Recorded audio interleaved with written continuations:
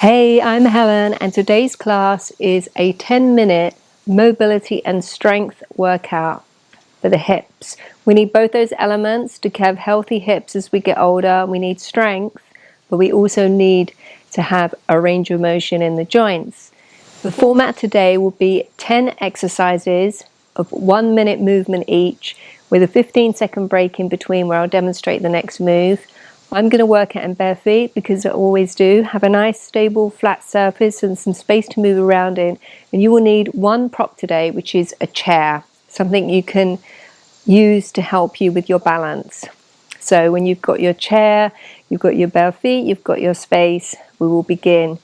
The first exercise, which I'll just demonstrate, will be sidestepping to the side, then coming up onto the tiptoes with the arms out in front. This is an old school chair. Come back, 2 more side steps, and to the other side. So we're just warming up. It doesn't matter how deep you go in the chair. Do what's right for your body. Okay, are you ready? We will begin. A 10-second countdown. Start at one end of your mat. And begin. Come up onto the toes, arms straight out in front. And then 2 steps to the other side, and repeat. Just keep walking backwards and forwards, or should I say side to side on the mat, or however big your space is. I can just about get 2 steps in each side. Zipping up that midline. You come up onto the toes to balance. Just getting a little bit of mobility in the ankles and the feet here. Working on the balance. Fixed gazing point always helps.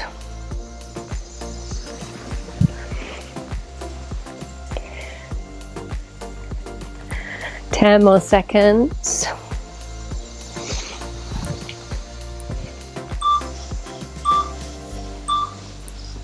Excellent. You might need your chair here. Grounding down into the right foot. All the weight in this foot. Bend the knee. Lift this out to the side. And then stretch out. And then come back. So starting with a bent knee.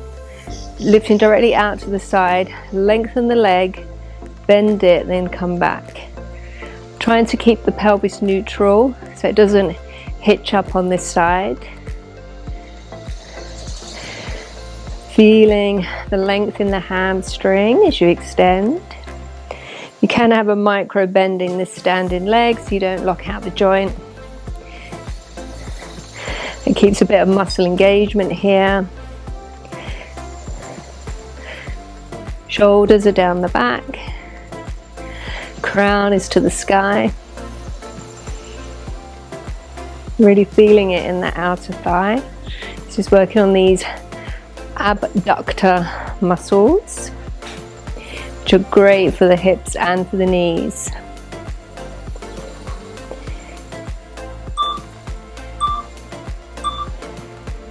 Excellent. Do the other side.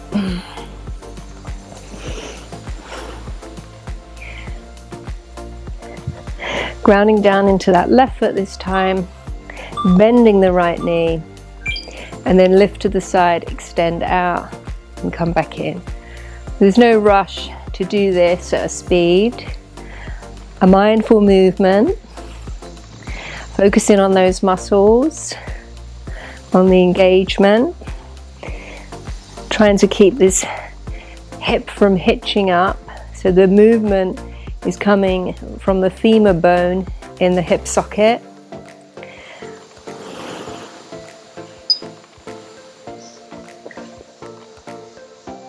I'm already sweating. The sun keeps going in and out today. It always makes such a difference when you have a blue sky, doesn't it? To your mood. It affects my dogs as well. They look pretty miserable when it's grey. Wonderful. Won't need we might need the chair for this bit. Grounding down into the right foot. Left foot comes out. swing to the back, put the weight on the back foot, this knee comes up, then we come round again. So you can use the chair to hold on if necessary. Try to use muscle engagement rather than swinging with momentum. Imagine you're a ballet dancer, keeping the leg engaged the whole time, not letting gravity take over. This is a real balance challenge when you don't use the chair, but you can build up to it. These props, they help us build the muscle memory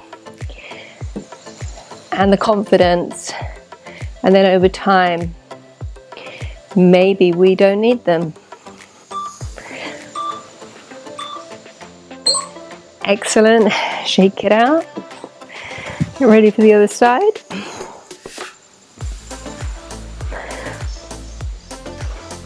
Grounding down into that left foot. Right leg comes in front. Sweeping with elegance. Whoops. And then coming up with this knee. Then coming back. So we're getting a range of motion in this right hip. And we're working on hip flexion in this left one. Strengthening that psoas, the hip flexor, and the core.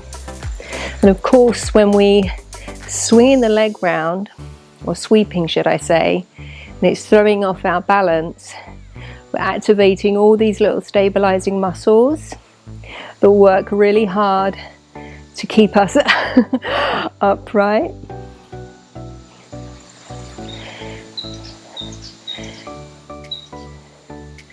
So this is a great way to develop your balance and your core strength. Excellent. This next one, we need the chair here. Standing down into the right leg, bending the left one, lifting out to a fire hydrant, straighten back and down. So again, this time trying to keep the pelvis neutral, so the hip bone's facing down.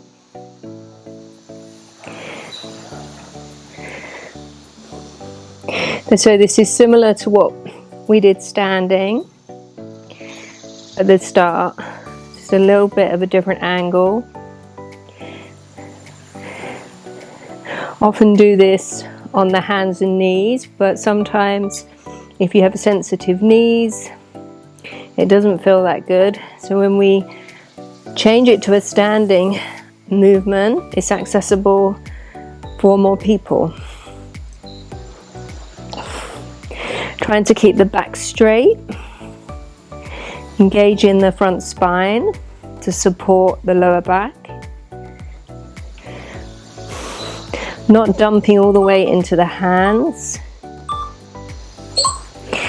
Excellent. We switch around. Shake it out.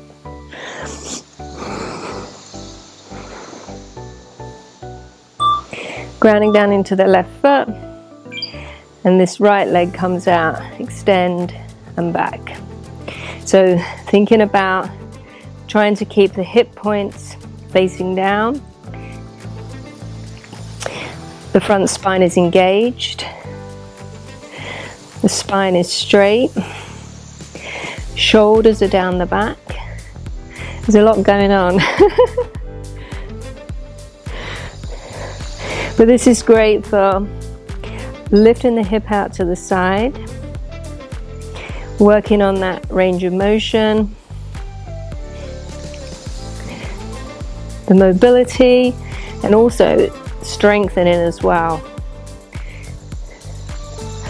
We need the strength in the supporting muscles because they support the joints, the joint capsules.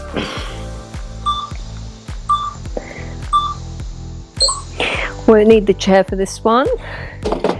Arms are out to a T. Bringing one leg up, crossing elbow to knee, and then the other side.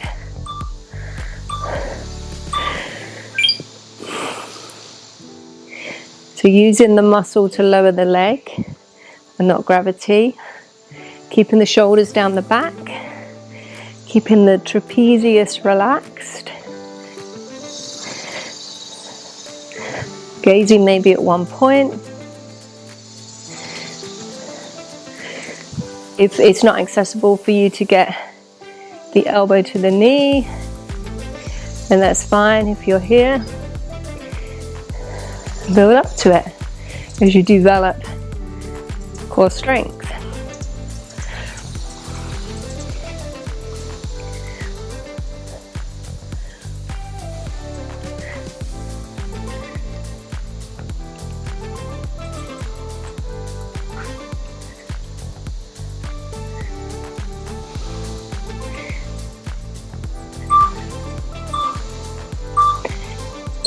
Excellent, we need the chair again. Grounding down into the right foot.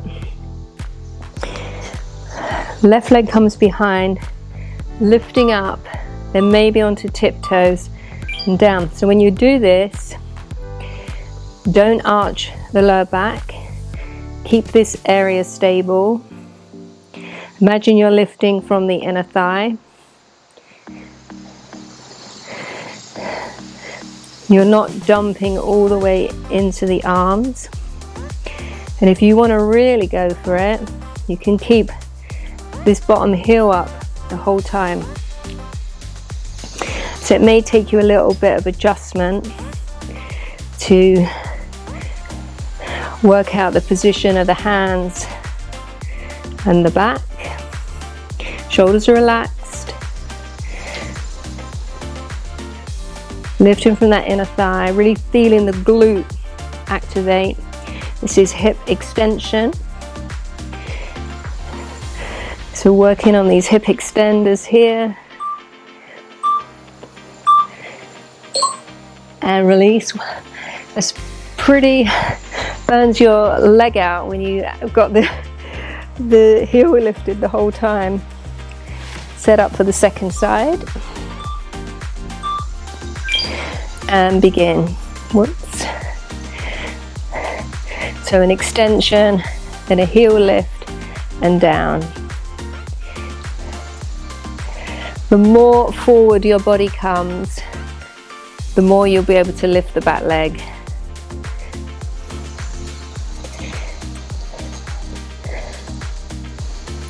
And you can have a micro bend in the standing leg, rather than sitting in the joint.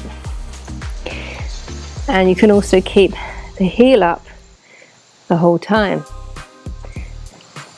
Lifting from the inner thigh, feeling the glute activate, core is engaged,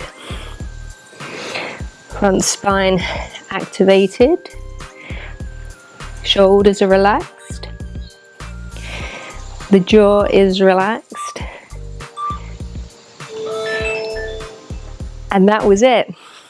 Short and sweet, but it did the work we needed. Just come to stand on your mat, maybe swing a little side to side. And then grounding down into one foot, externally rotate the other leg, bend into this knee, maybe come into a figure four. You can also do this with the chair for support. Just stretch out this glute and the outer hip. Keeping the foot flexed to protect the ankle and the knee. And then come up and we'll do the other side. So externally rotating, bending into the standing knee, flexing this foot, ankle is alive and active. And sitting back into the hips. Oh, that feels really good. Catching your breath.